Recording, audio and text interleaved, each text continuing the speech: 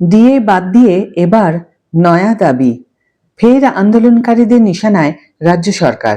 High everyone, welcome back to my channel অঞ্জনার ব্যঞ্জনা। বন্ধুরা, তোমাদের সকলকে আমার এই ছোট্ট ইউটিউব চ্যানেলে স্বাগত জানাই। ডিএ সংক্রান্ত লড়াই যেন থামছেই না রাজ্য রাজনীতিতে।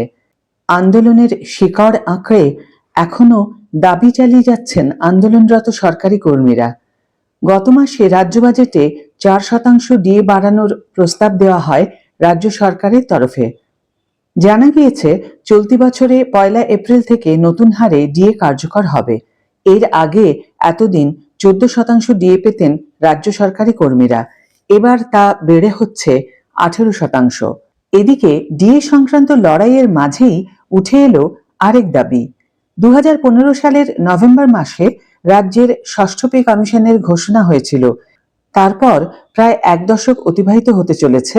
সেই জায়গা থেকে এখনো পর্যন্ত সপ্তম পে কমিশন নিয়ে কোনো খবর নেই। যদিও রাজ্য সরকারি কর্মীদের একাংশের দাবি ছিল কেন্দ্রীয় হারে ডিএ দিতে হবে, কারণ বর্তমানে সপ্তম বেতন কমিশনের আওতায় কেন্দ্রীয় সরকার তাদের অন্তর্গত কর্মীদের 53% হারে ডিএ দিচ্ছে। অর্থাৎ এই মুহূর্তে রাজ্য এবং কেন্দ্রের মধ্যে 35% ডিএর ফারাক রয়েছে, যা নিয়ে তীব্র অসন্তোষ আছে রাজ্য সরকারি কর্মীদের অনেকের মধ্যেই। এদিকে এই আবহে কনফেডারেশন অফ স্টেট গভর্নমেন্ট এমপ্লয়িজের সাধারণ সম্পাদক মলয় মুখোপাধ্যায় তুলে ধরলেন আরেক দাবি। গতকাল অর্থাৎ রবিবার সোশ্যাল মিডিয়ায় এক বিস্ফোরক পোস্ট করে রাজ্য সরকারের কাছে এক অন্য দাবি তোলেন কনফেডারেশন অফ স্টেট গভর্নমেন্ট এমপ্লয়িজের সাধারণ সম্পাদক মলয় মুখোপাধ্যায়। তিনি সেই পোস্টে জানান, বর্তমানে সব জায়গায় রেশন কার্ডের সঙ্গে আধার লিঙ্ক, প্যান কার্ডে আধার লিঙ্ক, ব্যাংক অ্যাকাউন্টে আধার লিঙ্ক, এমনকি এখন তো ফোনের সিম কার্ডেও আধার লিঙ্ক করা থাকে, ব্যতিক্রম শুধু ভোটার কার্ডে। আর তার মূল কারণ হলো শাসক রাজনৈতিক দলগুলি যাতে ভোটের সময় জাল প্রক্সি থেকে ভোট লুট করে ক্ষমতা দখল করতে পারে।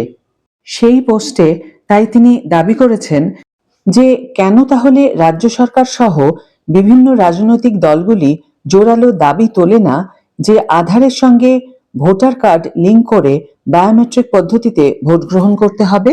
সোশ্যাল মিডিয়ায় মলয় মুখোপাধ্যায়ের এই পোস্ট ভাইরাল হতেই নানা বিতর্কমূলক আলোচনা শুরু হয়ে যায়।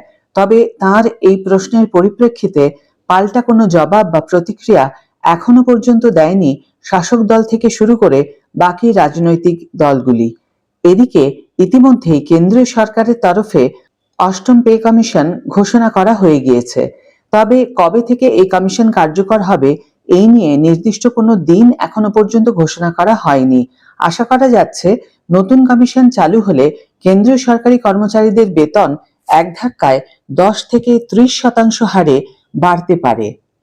আজকের ভিডিও এখানে শেষ করছি বন্ধুরা। আমার তো মনে হয় মলয় মুখোপাধ্যায়ের এই পোস্ট যথেষ্ট ভ্যালিড।